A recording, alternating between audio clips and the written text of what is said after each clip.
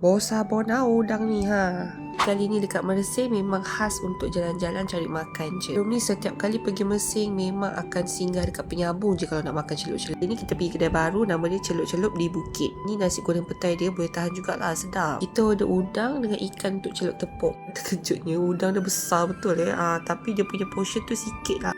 Tapi memang rangup dan sedap tepung dia. Sesampai udang ni terkejut juga tengok saiz dia besar.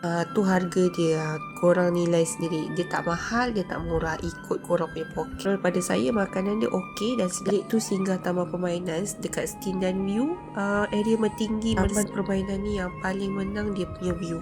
Anak-anak boleh healing, mak ayah pun boleh healing sekali. So dia ada track tau untuk kita brisk walk sampai ke tepi laut dekat bawah tu.